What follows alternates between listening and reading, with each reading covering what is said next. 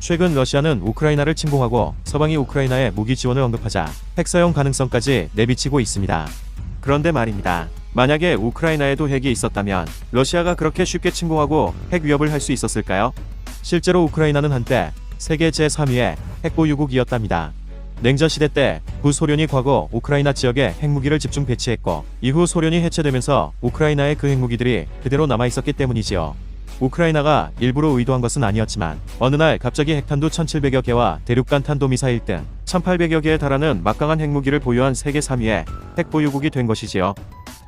함께 구소련의 소속 국가이면서 핵무기가 배치되었던 카자흐스탄과 벨라루스 역시 각각 1410개와 825개의 핵탄두가 남게 되지요. 우크라이나 역시 독립 초기에는 핵무기를 그대로 보유하여 핵 보유 국가로 인정받으려는 목소리도 일부 있었습니다. 하지만 우크라이나는 물론 카자흐스탄이나 벨라루스 모두 발사체 기술 등 자체적인 핵무기 개발 능력이나 시설은 없었고 무엇보다도 제어 장치나 발사 코드는 전부 모스크바 지휘 통제소에서 관리하고 있어 사용이 불가능했지요. 이에 무기를 관리하던 사람들은 여러 경로를 통해 핵미사일을 외국에 팔아먹으려는 시도도 있었고 심지어 우크라이나의 초대 부총리는 이 핵무기를 국제 경매에 내놓아 팔겠다고 선언하기도 했답니다. 물론 러시아를 비롯한 미국, 영국, 프랑스 등 주변 강국은 이들 나라가 수많은 핵탄두를 보유하고 있는 것이 몹시 불안했지요.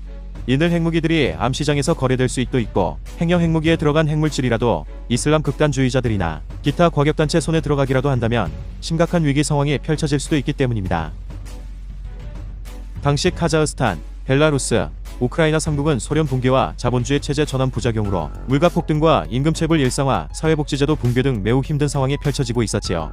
이에 미국은 적극적으로 핵 위협을 줄이기 위해 이들 국가에 막대한 양의 경제적 지원을 하겠다고 나섭니다. 그 결과 1994년 이들 나라들이 핵무기를 포기하는 대신 그들의 영토와 주권을 보장해주고 경제적 지원을 해주겠다는 이른바 부다페스트 조약이 체결됩니다. 이 각서는 러시아, 영국 및 미국이 우크라이나, 벨라루스 및 카자흐스탄에 대해 군사력이나 경제적 강압을 사용하는 것을 금지하고 있습니다. 또한 우크라이나, 벨라루스, 카자흐스탄 등 3개국에 대한 공격이 있을 시 안전보장 이사회가 나서서 대처한다는 내용도 있었지요. 이후 핵미사일과 시설은 미국 주도로 폐기되었고 핵탄두에 들어있던 핵물질은 러시아로 보내져 폐기되었지요. 미국은 약속대로 경제적 지원을 하였고 우크라이나의 핵과학자와 기술자 4,500여 명을 민간 직업으로 전환해 주기도 했답니다. 하지만 2022년 현재 전 세계가 지켜보듯 이 각서는 전혀 힘을 발휘하지 못하고 있습니다. 우크라이나는 최근 다시 이 각서를 지켜달라고 호소했습니다. 드미트로 쿨레바 우크라이나 외무장관은 미국에 당시 약속했던 안전보장을 이행하라고 말합니다. 1994년 우크라이나는 세계 3위 규모의 핵무기를 포기했어.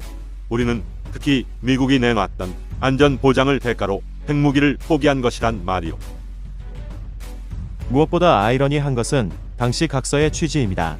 당시 공산권 소속이었던 러시아와 우크라이나가 보기에 미국이 우크라이나의 위협 대상이었고 오히려 미국의 위협에서 러시아가 그들을 지켜줄 것을 약속받는 취지의 각서였기 때문입니다. 하지만 오늘날 우크라이나는 러시아의 위협으로부터 미국이 자신들을 지켜줄 것을 주문하고 있으니 세상 일은 알다가도 모를 일입니다.